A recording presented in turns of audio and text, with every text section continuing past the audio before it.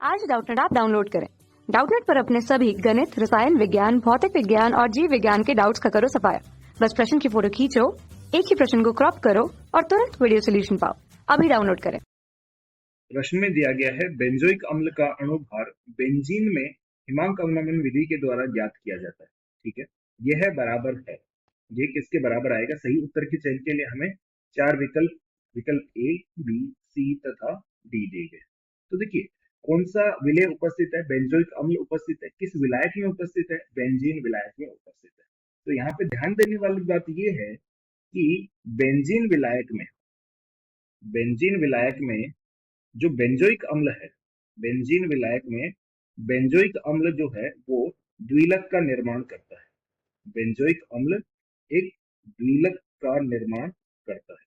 द्विलक का निर्माण करता है अर्थात द्विलक का निर्माण करने का मतलब क्या हुआ कि दो बेंजोइक अम्ल के अणु, दो बेंजोइक अम्ल का सूत्र होता है C6H5COOH। ये दो अणु आपस में जुड़कर एक अणु में परिवर्तित हो जाते हैं।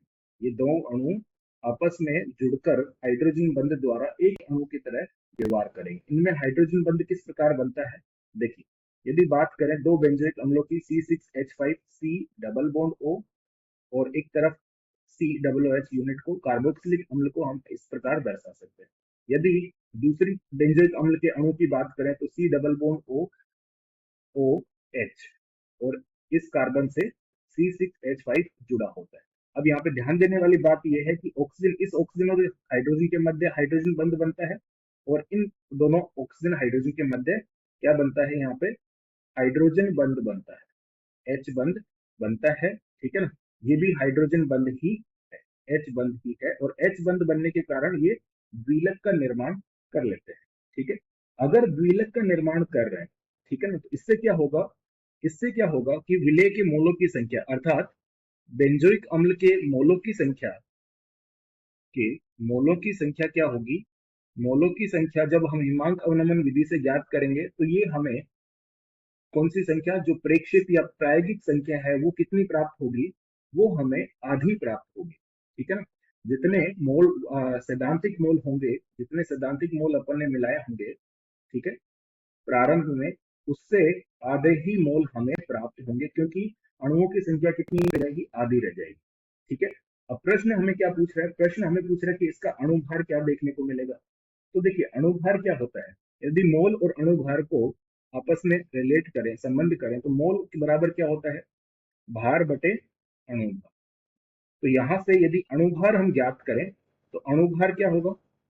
अणुभार होगा भार बटे मोल, और अर्थात में हम कह सकते हैं कि ये अणुभार जो है ये मोलों की संख्या के व्युत्क्रमानुपाती है। अब मोलों की संख्या यदि आधी हो जा रही है, मोलों की संख्या द्विलक बनने के कारण आधी हो जा रही है, तो फिर हम कह सकते हैं कि मोलों की संख्या आधी होने के कारण अणुभार कितना हो जाएगा?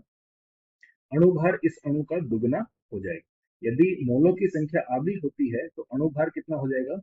दुगना हो जाएगा, क्योंकि ये एक दूसरे के व्युत्क्रमानुपाती है। अतः अणुभार जो प्राप्त होगा, इसका अणुभार जो प्राप्त होगा वो किसकी तरह प्राप्त होगा? किसका अणुभार प्राप्त होगा? इसके द्विलक का अणुभार हमें प्राप्त होगा यदि हम प्रायोगिक विधि से अणुभार ज्ञात करते हैं। अब दिए गए विकल्पों पर यदि विचार करें तो इस प्रश्न का जो सही उत्तर होगा वो होगा विकल्प बी। बेंजोइक अम्ल के द्विलकीकरण के समान इसका अणुभार प्राप्त होगा, अतः बी विकल्प इसका।